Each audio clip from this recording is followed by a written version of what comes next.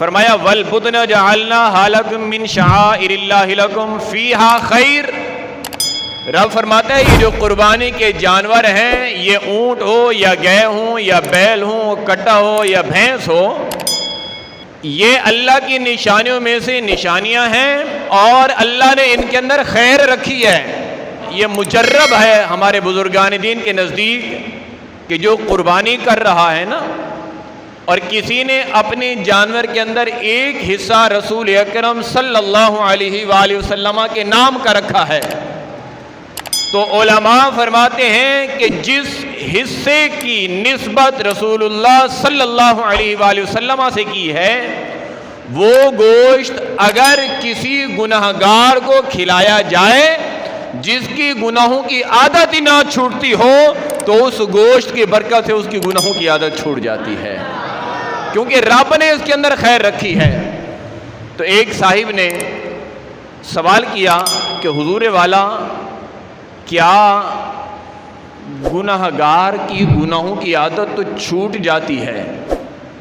اگر کسی مریض کو کھلایا جائے، کسی بیمار کو کھلایا جائے تو کیا اس کی بیماری بھی دور ہو جائے گی؟ آپ نے فرمایا بیماری تو وہ ہے کہ جس کی دیگر ادویات بازار میں ملتی ہیں،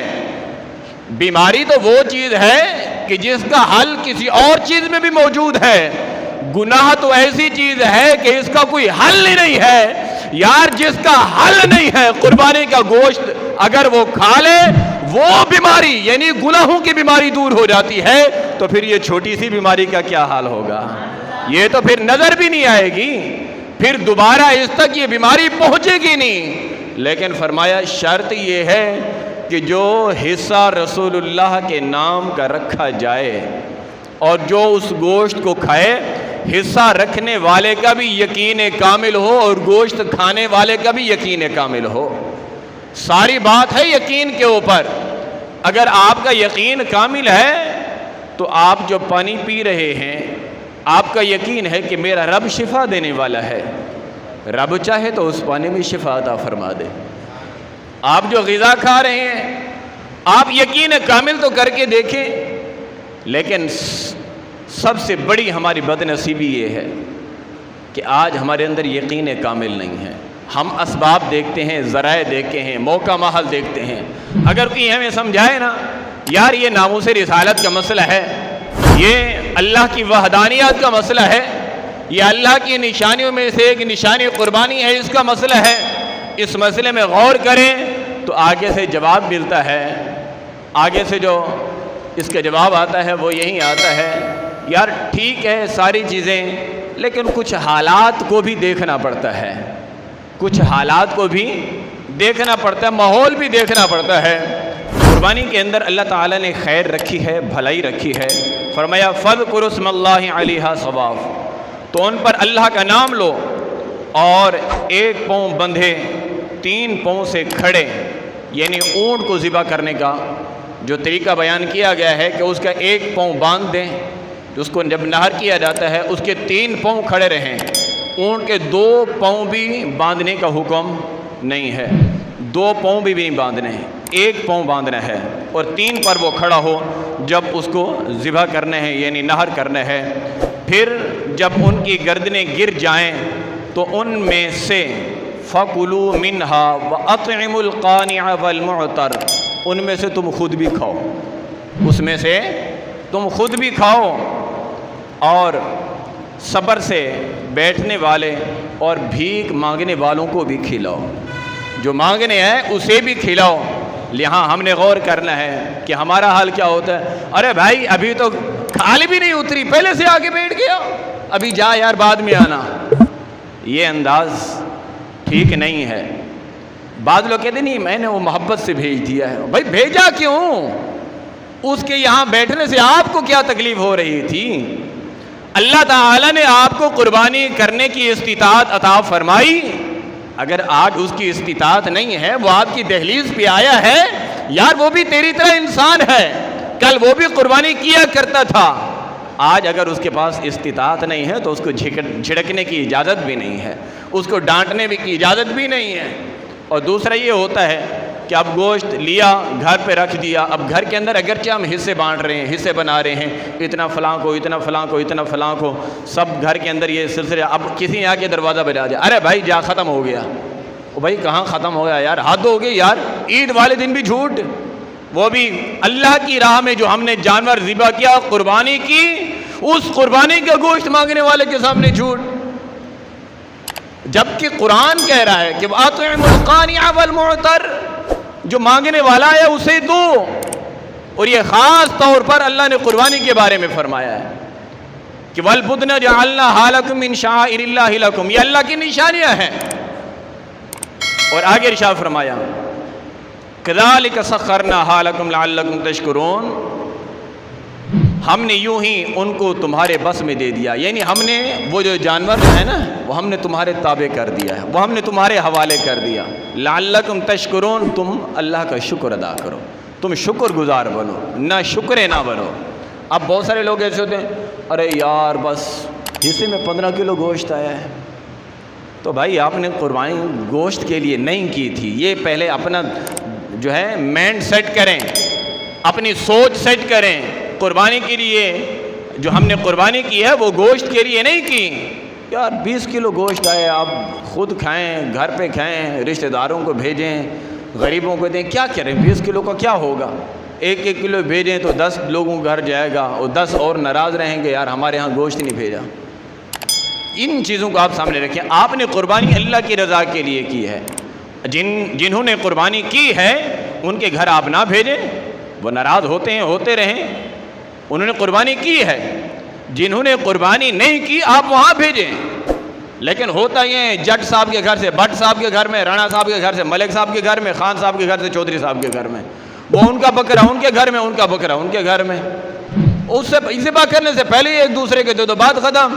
غریب کو تو پتہ ہوگا نا میں نے سبزی پکانی ہے، غریب کو تو پتہ ہوگا نا میں نے دہی لے کے کھانی ہے، تو اس لیے قربانی سے پہلے یہ اپنے مائنڈ آپ سیٹ کریں،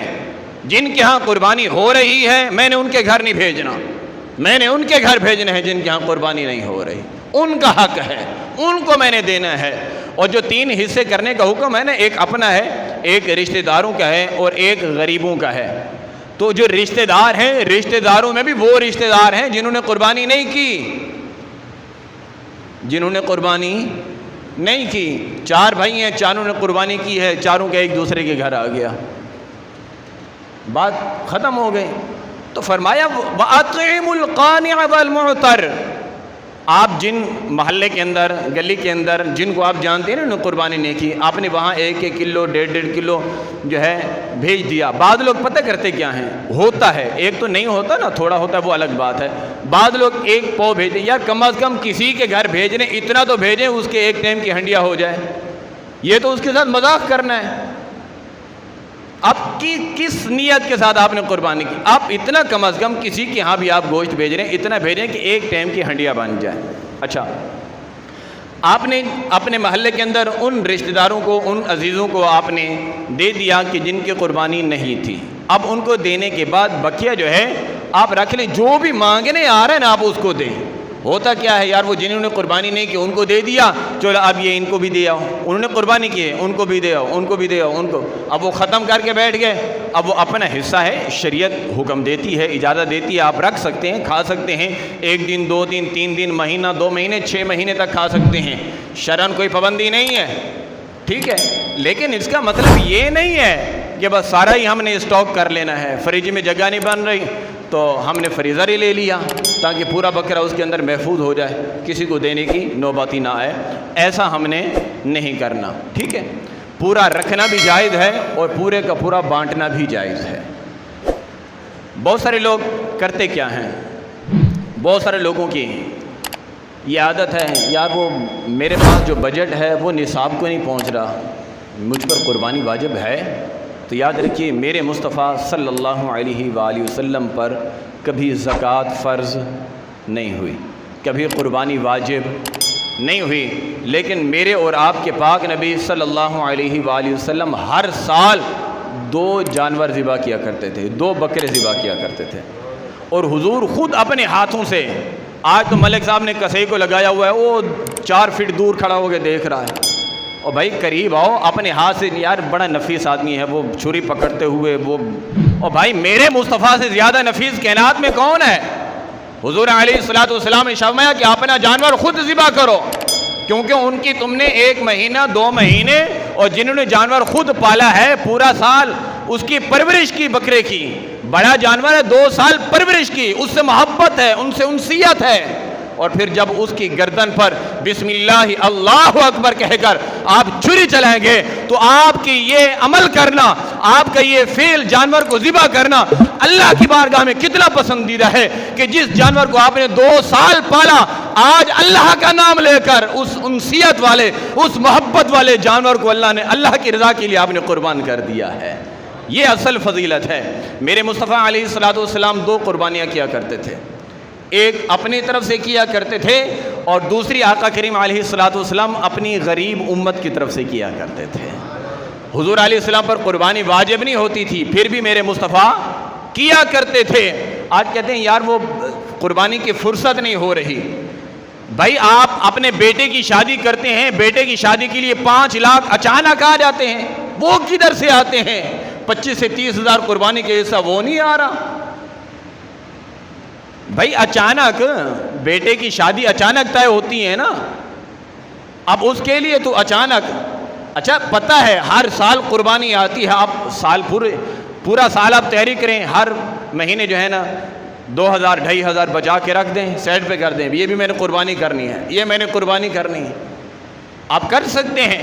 بیٹے کی شادی آ رہی ہو, بیٹے کی شادی کی تیاری چل رہی ہو, آج بیٹے کی شادی 15 لاکھ سے کم میں نہیں ہوتی, اگر کم میں 10 میں بھی گزارا ہو جاتا ہے. جہیز لینا ہے, یہ لینا ہے, وہ لینا ہے, پھر شادی کی رسومات ہیں ساری. یار بیٹی کے لیے آپ 10 لاکھ جمع کر سکتے ہیں. محبوب کریم علیہ الصلوۃ والسلام کی محبت کے اندر سنت ابراہیمی پر عمل کرنے کے لیے آپ کیا 25,000 جمع نہیں کر سکتے؟ آپ کو بیٹے کی شادی کے لیے تو 30 لاکھ روپے قرضہ مل جاتا ہے, لیکن قربانی کے لیے 20,000 بھی کوئی نہیں دیتا. غور کریں ہم کہاں کھڑے ہیں. اچھا قربانی کر بھی رہے ہیں تو نیت کیا ہے؟ گوشت آئے گا گھر پہ. کہ اگر بڑے جانور کے اندر اونٹ, گائے, بھینس, کٹا, ان کے اندر 7 حصے ہوتے ہیں, 7 میں سے 6 کی نیت یہ ہے کہ ہم اللہ کی رضا کے لیے قربانی کر رہے ہیں. ایک بندے کی نیت یہ ہے کہ میں نے بکرے تو پہلے لیے ہوئے, قربانی کر رہا ہوں, چلو بڑے کا گوشت بھی میرے گھر میں آ جائے گا. اس کی یہ نیت کہ میرے گھر میں بڑے جانور کا بھی گوشت آ جائے گا, اس نیت کی وجہ سے 7 کی قربانی نہیں ہوئی. 7 کے 7 قربانی کے فضائل سے محروم ہو گئے, اس کی برکت سے محروم ہو گئے. اور قرآن کہہ رہا ہے کہ من شعائر اللہ لکم فیہا خیر, اللہ نے اس میں خیر رکھی ہے. جب اللہ نے خیر رکھی ہے تو ایک بندے کی نیت نے سب کو خیر سے محروم کر دیا. اس لیے جن کے بھی بڑے جانور ہیں وہ اپنے جتنے بھی حصے دار ہیں سب کو اس بات پر متفق کریں اور سب سے اظہار کروائیں, وہ اپنے زبان سے اقرار کریں کہ میری نیت اللہ کی رضا کے لیے قربانی کرنا ہے. اور جن کی نیت اللہ کی رضا کے لیے قربانی کرنا ہے وہ کبھی پائے پر لڑے گا نہیں. میرے حصے میں پایا کیوں نہیں آیا بھائی, میرے حصے میں کلیجی.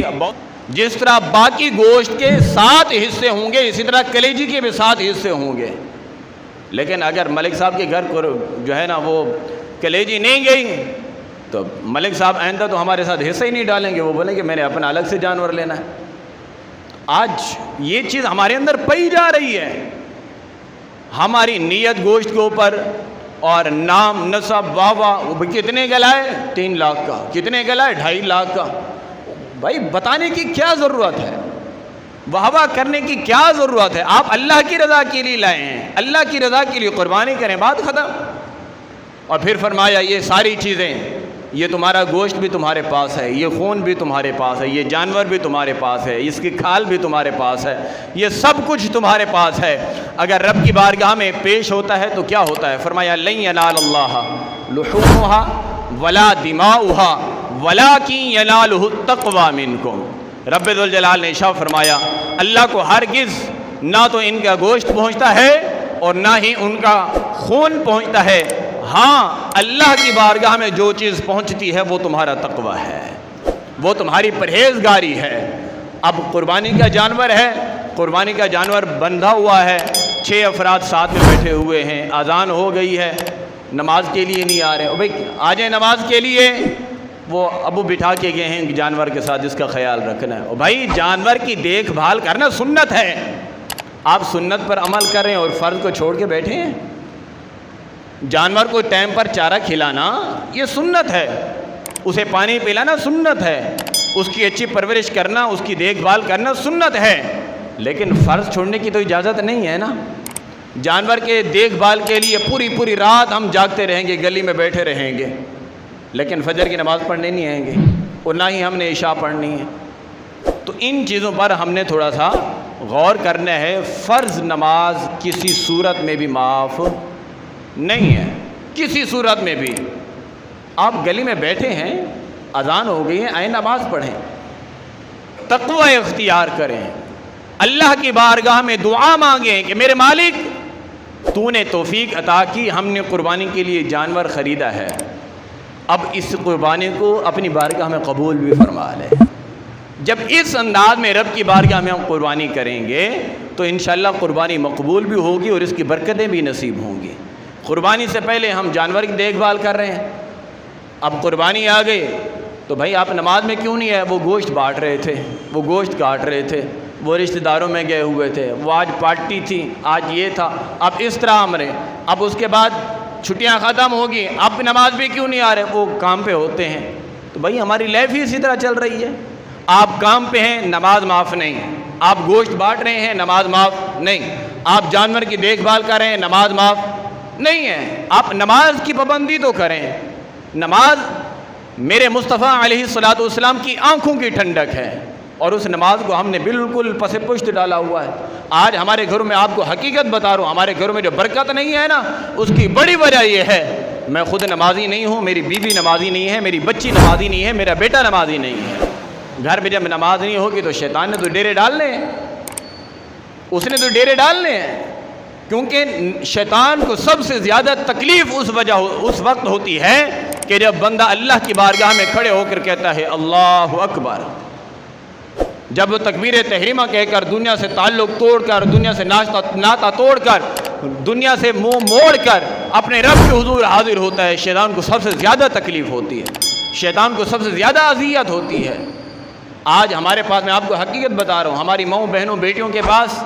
ڈرامہ دیکھنے کا ٹائم ہے، فلم دیکھنے کا ٹائم ہے، ٹک ٹاک چلانے کا ٹائم ہے، لکی چلانے کا، اسنیک چلانے کا، یہ ساری چیزیں چلانے کا ٹائم ہے۔